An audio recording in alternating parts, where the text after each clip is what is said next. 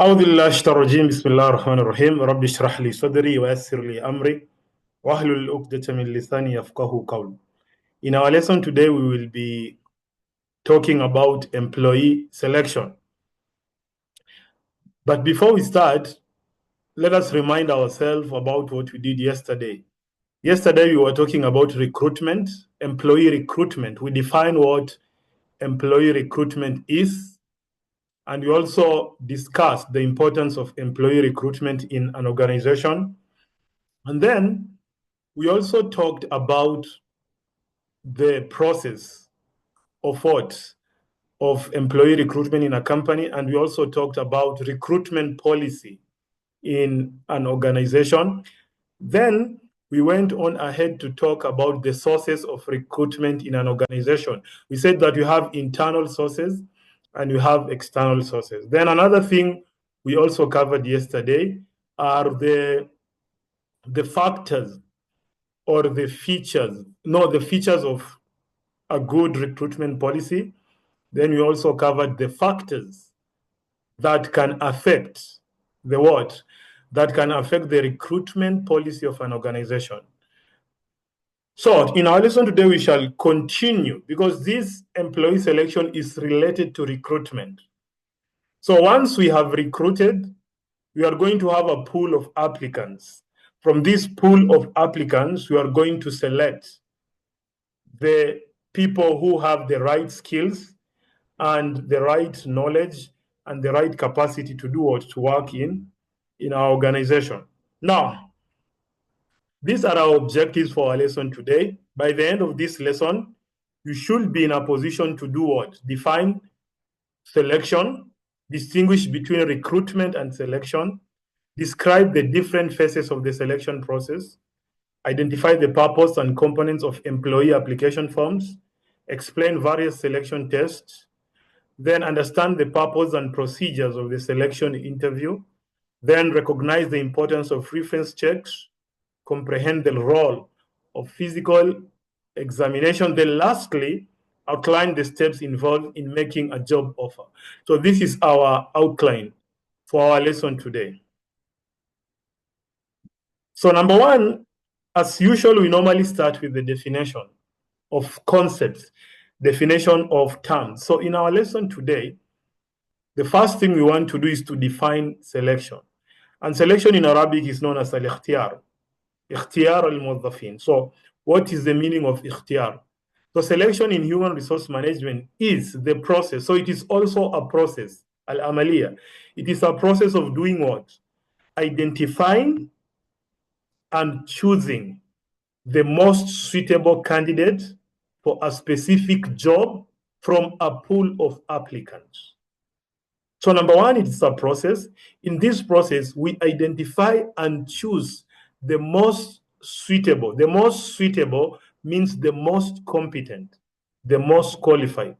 And we are choosing them from a pool of applicants. Remember yesterday, recruitment gives us this pool of applicants.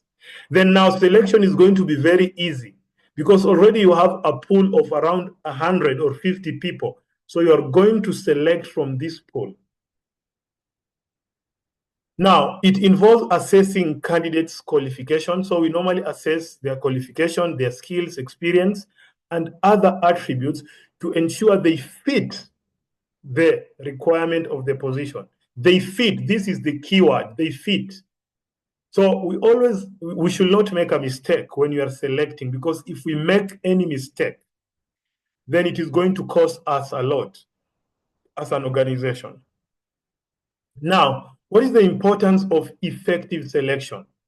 Why is it necessary, or what is the importance of selecting what? Good employees. So effective selection is crucial. Crucial means important. It is important because it helps organization hire competent employees who can perform well, contribute to organizational goals, and reduce turnover. So here there are three importance. Number one, it helps us to hire employees who can perform well. We don't want to hire people who are lazy, who are not hardworking, who are not creative, who are not innovative. No. Number two, contribute to organization goals. We want to hire people who are going to help us as an organization to do what? To achieve our goals. Then lastly, reduce turnover.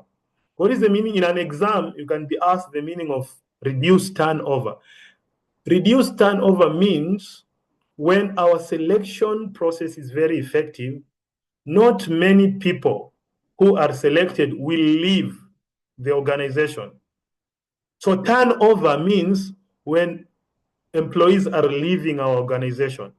So high turnover means many people are leaving the organization because of many reasons. Maybe they are not satisfied, you know. So the main objective of selection is we want to recruit people, select people who will stay in the organization for many years. We don't want to select people who are just passing by. So proper selection minimizes the risk of hiring unsuitable candidates.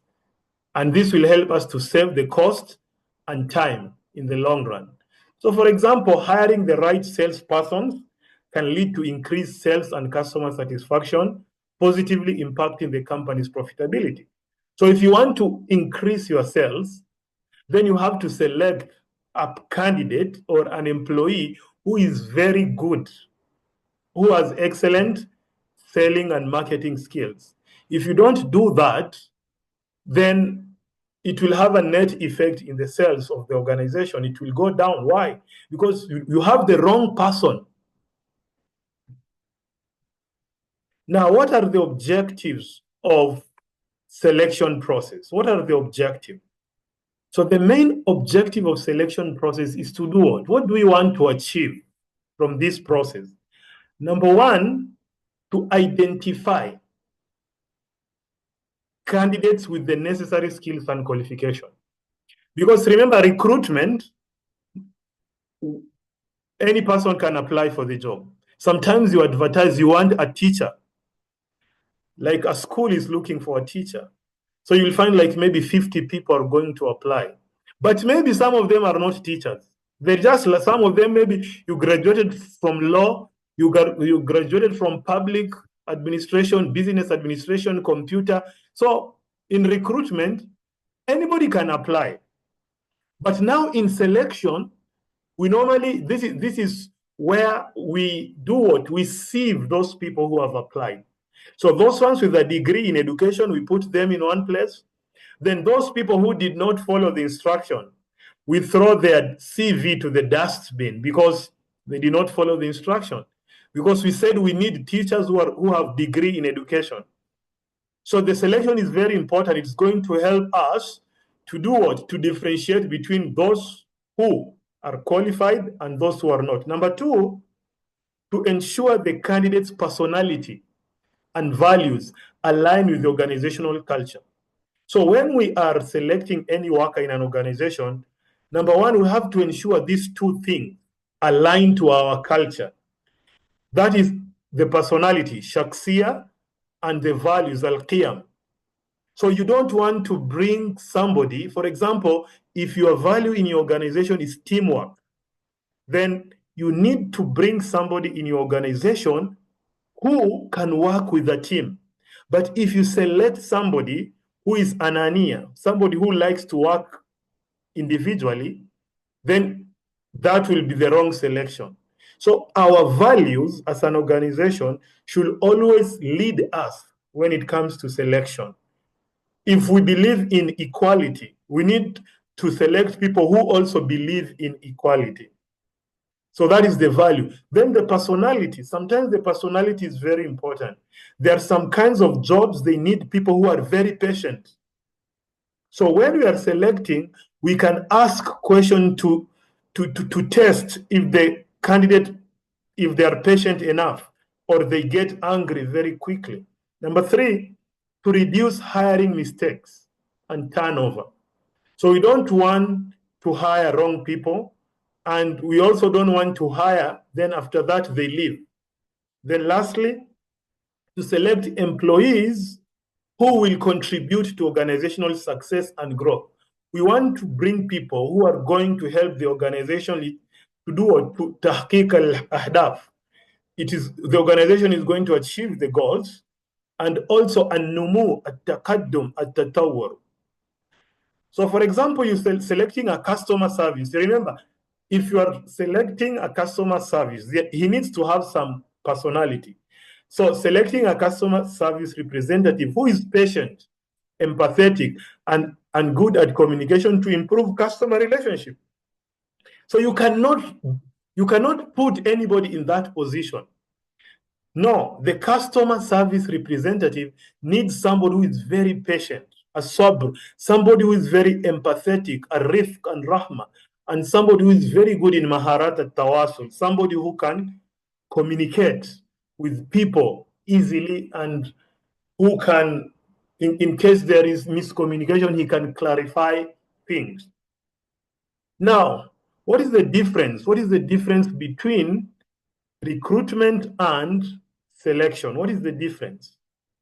So, recruitment, attracting candidates. Full stop. Selection, choosing the right candidate. So, attracting in Arabic, jazb from the word al-jazab, jazb al-madha, as in targhib, from the word targhib al-nas, attracting. So recruitment is a process of encouraging, tashji, and attracting, targhib, attracting a pool of qualified candidates to apply for a job. So we are just attracting, we need them to apply. It involves activities like advertising job openings, promoting the organization, and reaching out to potential applicants. So for example, posting a job vacancy on online job portals or social media to gather application from interested candidates. So this is just attracting people, as many people as possible. Remember yesterday we said there are internal and external. And as an organization, you should adopt the multiple sources, mix a cocktail of the internal and external. Now, selection, on the other hand, is the process of evaluating, taqeem, and choosing, ikhtiyar, the most suitable candidate from the applicants received during recruitment. So recruitment, it gives us the people, and now we are going to choose. So it involves screening, testing, interviews, and background checks to identify the best fit. So for example, conducting interviews and tests to select the most qualified candidate for a software developer position. So that is the key difference between the two. So this is what you were just saying, the same thing. So when you're talking about the difference, is recruitment is about attracting applicants, while selection is about picking the best among them. Now, interrelated. Are they related? These two things, are they related? Yes, they are related to each other. So, effective recruitment ensures a good number of qualified candidates, which makes the selection process easier and more effective. So this is how they're related. Recruitment ensures that we have enough quantity. Then selection always ensures the quality. From the quantity, it selects quality. So that is in brief what you can basically say. So recruitment, it guarantees us al-kimiyya. Many people are going to apply. On the flip side, the selection process, it guarantees us al-jawda, the quality of the candidate who are going to be chosen. That is after ta'yin wal muqabalat al-shakhsiyya ila ghayri dhalik. Now, to another point, the phases of the selection process. So, the selection, remember, it is also a process. It involves a lot of things. So, number one, there is job analysis and job description. Number two, sourcing candidates. Number three, application screening. Then selection tests. Then interviewing. Then the reference and background checks. Then physical examination. Then if this person is successful in all these areas, we give him the job offer and the contract. So they will sign and then they'll start working in our organization. So before you get any job in a company, this is what you have to undergo. But unfortunately, in many organizations, in many companies, they normally don't have this vigorous process. So they normally skip, because if the job is for your father, you cannot be interviewed. If the job you are from that tribe, there will be no interview, there will be no physical examination. So you are just given the offer directly. They skip. So there is the job analysis and job description. Then they skip all these things, they give you the job, which is very unfortunate. So let us start with the first thing. Number one, remember, the first thing, the job analysis and the job description. So this is the process of determining the duties, the responsibilities, and requirements. Remember, this is what we said when you were talking about job analysis. So we have the job description and the job specification. The job description is all about the roles and responsibility. The job specification, on the other hand, is about the qualification of the person. Once we finish with the job description and analysis, we go to sourcing candidates. So this involves identifying and attracting potential candidates. This is the recruitment. So once you finish with the job description, you go and recruit, advertise.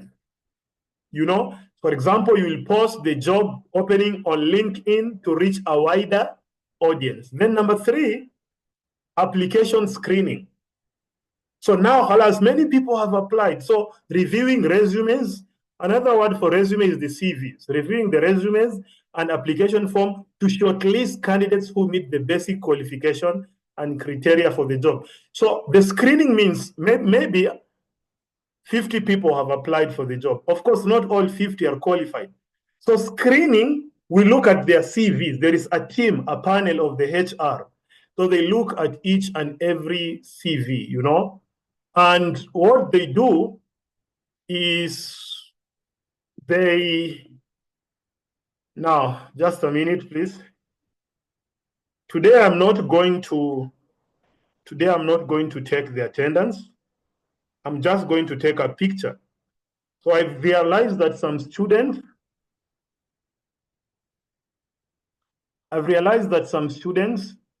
they don't attend. Then what happens? They just fill the form. So this is the attendance, only 18 students. Sometimes you find in the list you have 31 students. 31 from where? Now you have only 18 students in class. So I'm just going to take the attendance of the 18 students. I'm not going to have any form today. So if your name is not, in this list, then Salam, you're absent.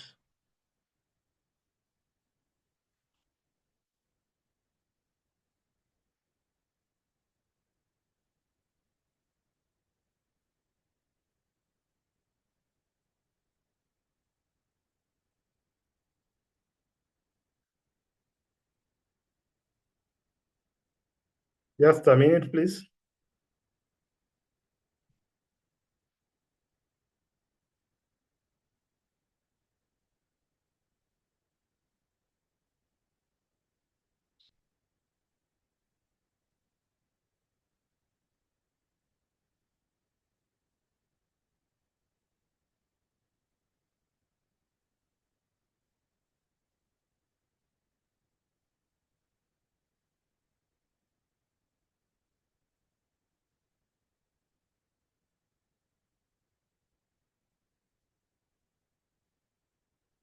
Okay, let us continue, please. But I've just said we are not going to fill any form. I've just said it, right?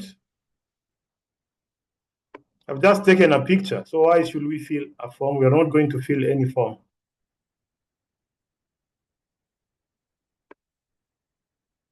So only 18 students are present.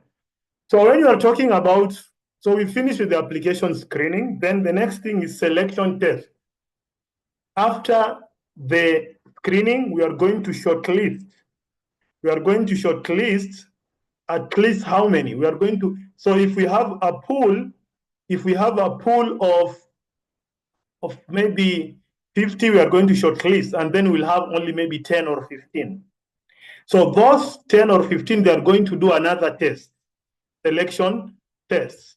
And there are different types of tests, aptitude tests, technical tests, personality assessment. So we subject them to a test. Then if they pass the test, they go to the next step, interview, conducting face-to-face. So sometimes it can be physical, face-to-face. Sometimes it can be telephonic. Telephonic basically means somebody is what? So, means telephonic basically means what? Telephonic means your call or virtual interviews to assess candidate skills. So sometimes it can be through Zoom, or maybe sometimes even Facebook video calls or WhatsApp calls. So here you can interview a candidate to understand their problem-solving abilities and communication skills. So there are some things you cannot do what? You cannot evaluate through a what? You cannot evaluate through a test. So what basically happens is you need to do it orally so that you can evaluate the person. Then the reference and background checks, verifying candidates' past employment, qualification, and criminal records to ensure honesty and reliability. So, and this is very important, as we shall see later. When people apply, remember, they have the reference in their CV.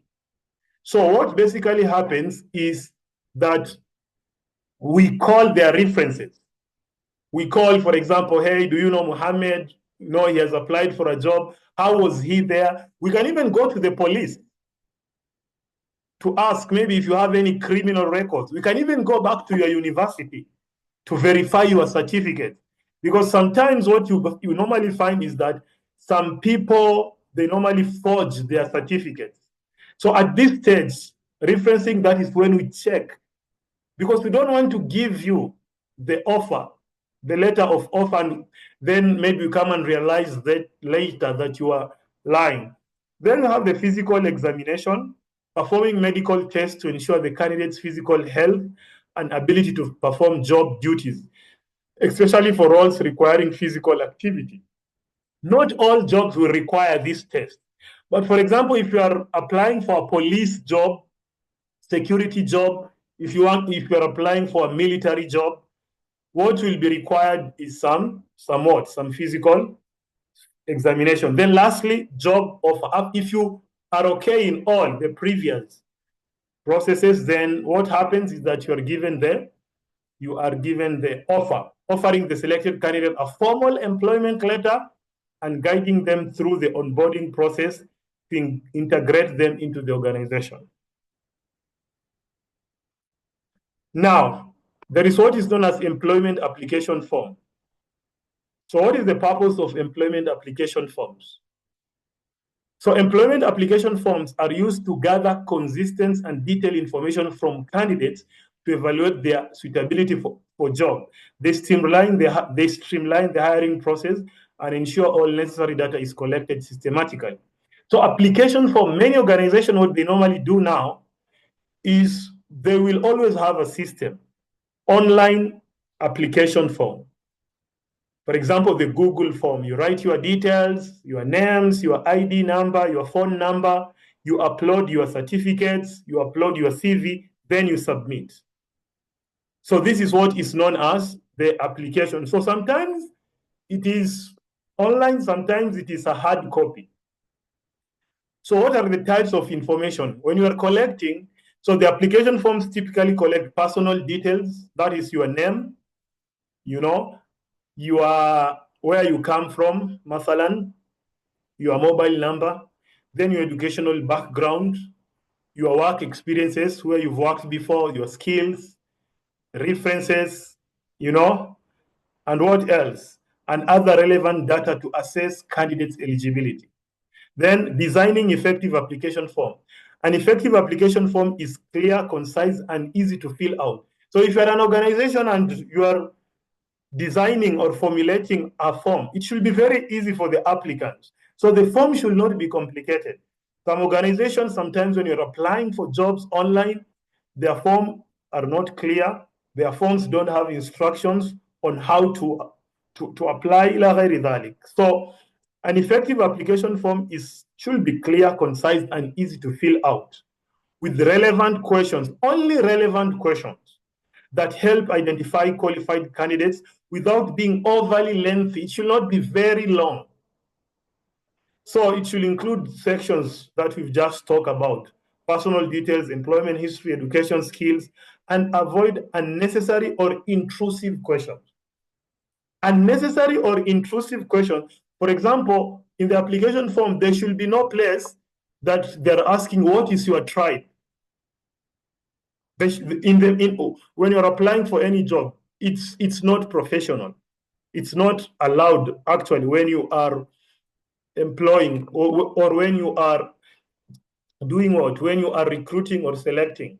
So in your application form, you should not ask somebody about their what? Their tribe, or even their age. You cannot ask somebody about their age.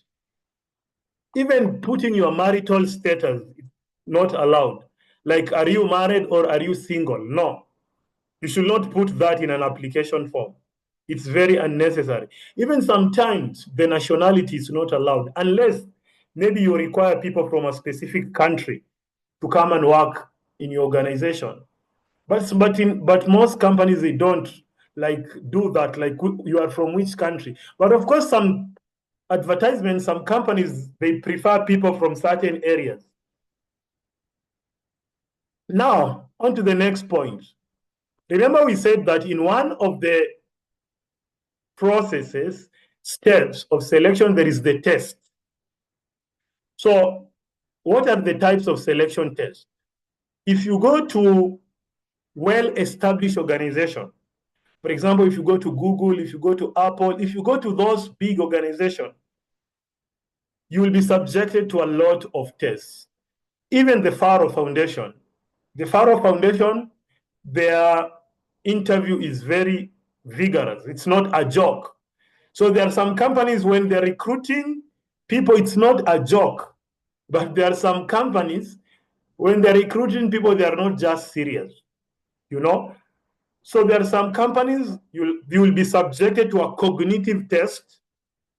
This assess a candidate's mental abilities, such as reasoning, problem solving, and memory. So you are given an IQ test. Sometimes it is logic test, mathematics. Sometimes you are given some shapes to match the shapes, to match the pattern, you know. So that is an example of a cognitive test. Especially if you want to be a manager in any company, you need to be very good in these mental skills. If you want to be a software engineer, so there are some positions you cannot be employed unless you pass this test. Then there is the personality test. This evaluates the traits, behaviors, and interpersonal skills to determine cultural fit and personality, compatibility with the role. So during your free time, I need you to go to the internet. You will find the Myers-Briggs Types Indicator test. Just write in Google the Myers-Briggs Type Indicator test. It is a free test. So there are some questions that you are asked.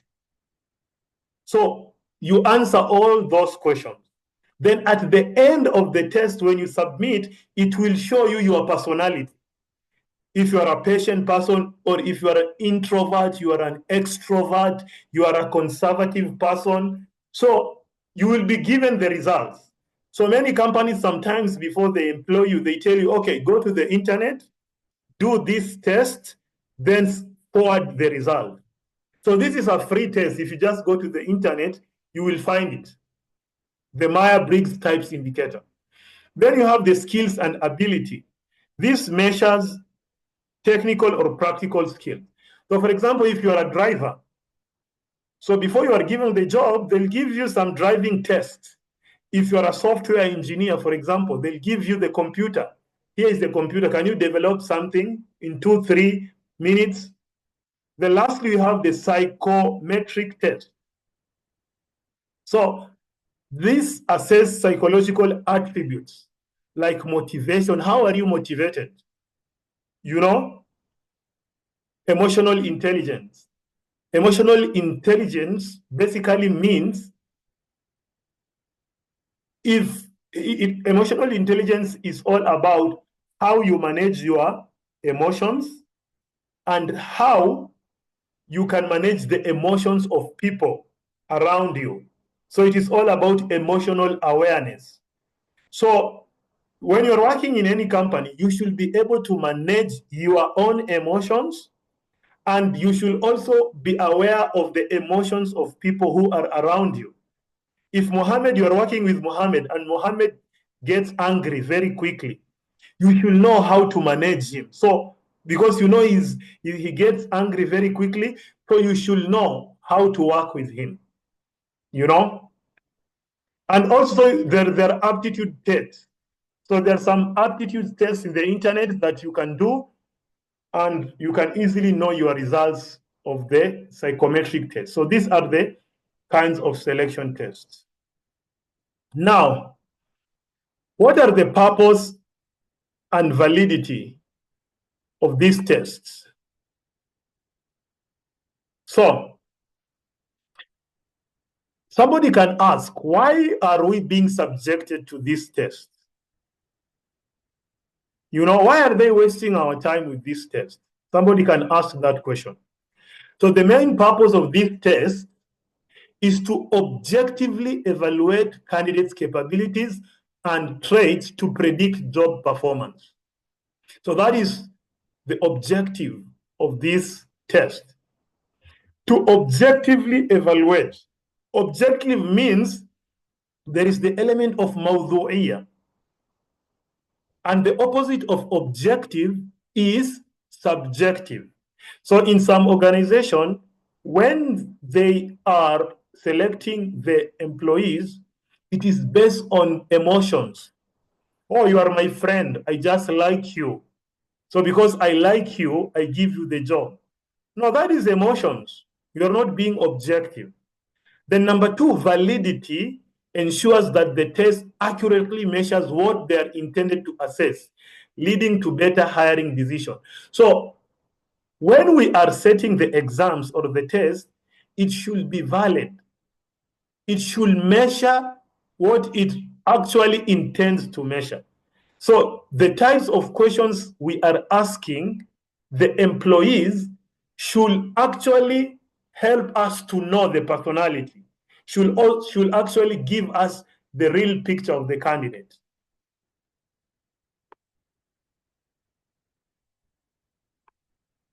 Then administering and interpreting test results. Tests should be administered under standardized conditions to ensure fairness. So when we are administering the test, we should always ensure that it is a standard test, tested in a standard condition, and it is fair, that everybody has a probability, a chance to get the job. So results are scored and analyzed against established benchmark or criteria to identify suitable candidates. So once they finish this, the candidates, they finish the test, we mark, and their scores are analyzed against some standards that are established internationally. And also we should ensure that we properly interpret the results. Now, on to the next thing. So the next thing is now the selection interview. Al-muqabala al-shakhsiyya. So sometimes when you are through, alhamdulillah. So sometimes when you are through with the test, you can be subjected to an interview. Al-muqabala al-shakhsiyya. So we have different types of interviews. We have 4 types of interviews. Number 1 is the structured, which is a formal interview with predetermined question asked consistently to all candidates, enabling fair comparison. Structured, for example, we have 10 questions. These 10 questions, we are going to ask every person who has applied for the job. If there are 20 people, we are going to ask these 20 people the same questions. you know, and after that you are going to select. So this one allows for al-adala. There is fairness. Number 2 is unstructured. Unstructured is a more casual and flexible interview where questions are adapted based on the candidate's responses, allowing for free-flowing conversation. So in unstructured, and many interviews are unstructured. So this unstructured, it is based on how the candidate responds to question. So they will ask you a question. For example, where did you graduate from? I graduated, for example, I graduated from Ahmad University. Okay, from Ahmad University.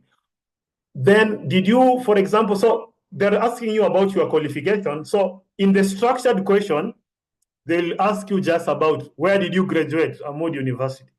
But in the unstructured, they'll ask you, where did you graduate, Ahmad University? Okay, just tell us something about Ahmad University. Did you hold any leadership position at Ahmad University? So they build, which is just like a conversation. It's as if like you're talking to your friend in WhatsApp, in a WhatsApp call. Then the panel, an interview conducted by multiple interviewers simultaneously, providing diverse perspective on the candidate's suitability. So this is an interview that we have a panel, and many organizations they always use this. So there are different people, and these people are going to ask you. Everybody is going to ask you a different question to test you on something. So maybe somebody will ask you about your educational background. Another person will ask you about your work experience. Another person will ask you about your salary expectation. So there is a panel of around 6-7 people. So we only have 30 seconds remaining. We'll continue after the break. But before the break, the last type of interview is the stress interview. So designed to evaluate how candidates handle pressure by creating stressful situation or asking challenging questions. So these stress interviews, sometimes you are asked a question just to test your emotions, to test your level of patience.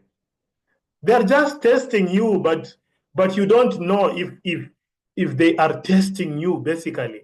You know, they can ask you, for example, you look very disorganized, you have not prepared for the interview. So you have prepared, but they are just asking you, like they are just provoking you.